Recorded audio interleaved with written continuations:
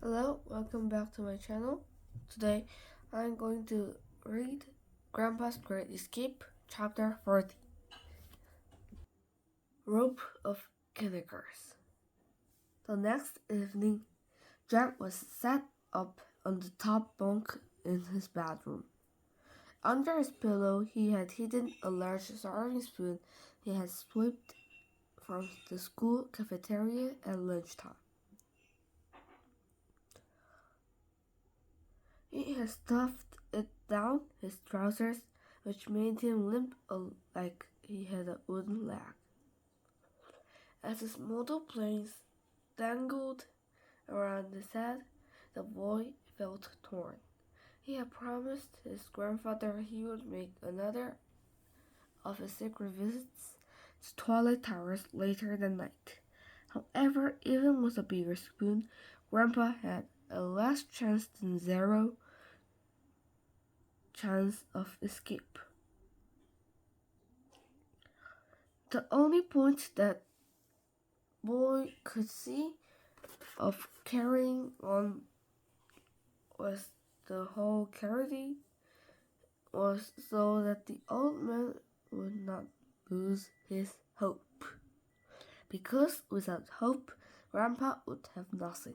Perhaps Grandpa could live out his days digging his tunnel, dreaming of an escape.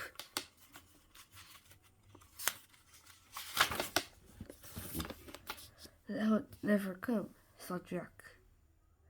As much as he had hated Twilight Towers and the sinister Miss Swine, the boy didn't have another plan.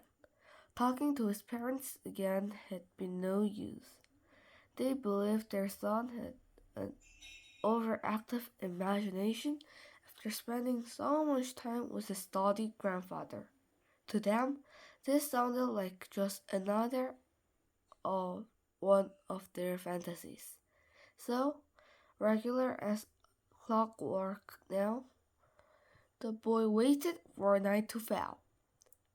Then he grabbed the serving spoon and climbed out his bedroom window. But when he arrived at Twilight Towers, he noticed something wrong. The drain pipe that had been used before to climb up the window of Grandpa's dormitory had been yanked off the wall.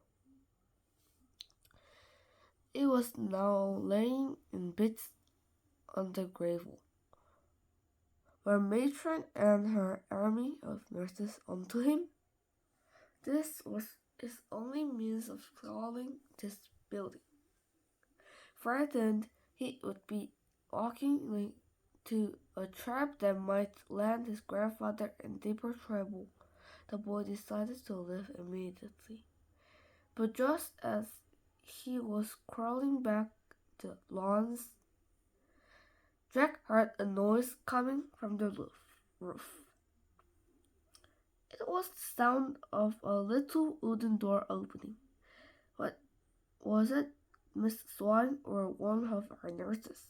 Had Jack been bursted?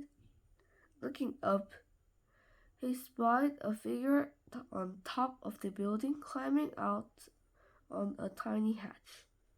It was Grandpa. Still in his pajamas, the man was trying to squeeze himself through the hatch hole. The opening was small. All he forced himself through, his pajama bottoms slipped down, exposing his saggy behind.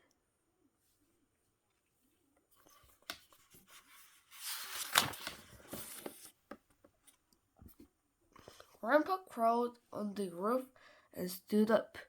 As soon as he had regained his balance, he hoisted up his pajama bottoms. The roof had quite a slope to it, and a wicked winter wind blew across the moors. The old man wobbled on his way down the roof edge. Jack called up to his grandfather as quietly as he could. "What on earth are you doing up there?" The old man looked puzzled for a moment were as to where this voice was coming from. "Down here." "Down here!" "Oh, squadron leader, there you are. But I think you mean, what on earth are you doing up there, sir? Let's not forget our manners, just because there is a war on." Apologies. Apologies. "What on earth are you doing up there, sir?" The commandant suspected something was up. Had the whole camp searched from the top to bottom. One of the guards found the tunnel I had dug in the basement. Well, I say tunnel, the scrapings on the stone floor I had made with the spoon. Now they know there is an escape afoot. Earlier, guards burst into our cells and ripped everything apart. Darn and blasted them all. Smashed up furniture, upturned beds, looking for clues. Did they find the spoon? No, I just managed to hide it by clutching between my buttocks. It was the one place they didn't look. But I couldn't hold it there any longer, so I made a new plan. I escaped tonight. Tonight? Yes, squadron leader. But, sir, how are you going to get down from there? You are 4 floors up. Yes. Shame I didn't pack my parachute.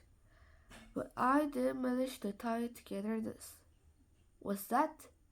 The old man scuttled back onto the hatch and pulled out what looked like a rope of some sort.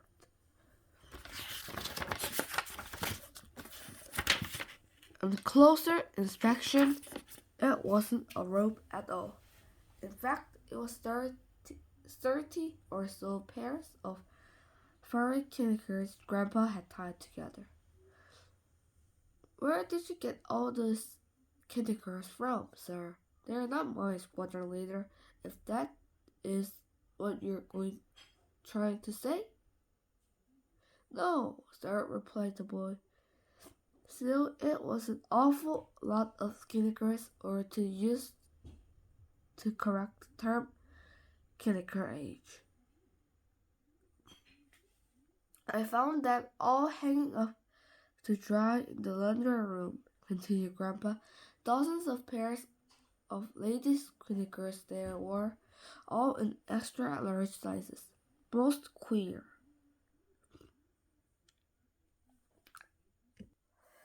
The old man began to uncurl his makeshift rope and let it out slowly until it reached the ground. "Oh no," said Jack. "My elder grandfather is going to upside down a building using only some frailty Knickers." "Please be careful, Grandpa. I'm in wing commander, sir." From his position on the ground, Jack watched as his grandfather tied his end of the rope of Knickers around the bell tower on the top of Twilight Towers. Make sure the knot won't come undone, sir." The old RAF officer didn't appreciate being challenged like this. "I know my way around a pair of ladies' Knickers, thank you very much, squadron leader." Grandpa tugged on the rope of Knickers a few times to make sure it was secure. Next, he held on tight with both hands and started to lower himself down the side of the building. The silk of Knickers was surprisingly strong. It held his weight easily. Little by little, he descended to the ground. For a moment, it looked like disaster had struck when Grandpa lost his footing. And the slippers slipped on the wet bricks and fell off his foot. It hit Jack on the head on the way down. Thunk! I don't think if slippers hit your head, it makes noises like thunk. Says apologies for that, squadron leader. Jack picked up the slipper and held on to it, mightily impressed by the old man's strength and agility, until Grandpa reached the ground. The boy saluted him as always he did, and handed over his slippers if it was a medal. The man unbuttoned his pajamas to reveal he was wearing his blazer and slacks underneath. "Thank you, boy," said Grandpa as he passed his foot back into the slipper. Jack looked around the grounds of Twilight Towers.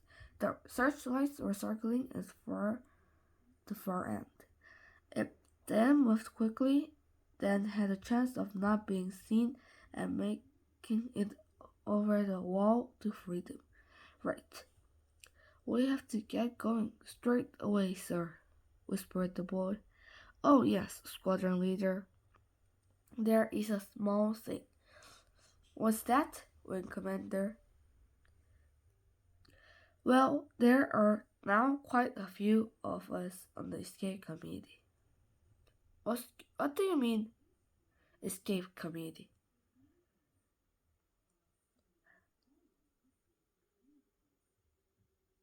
"Pete!" came a voice up from above. The pair looked above. There were a dozen or so elderly people standing on the roof. All were in their pajamas and nightdress. More and more were joining by the moment as they squeezed themselves through the tiny hatch. This was now a mass breakout.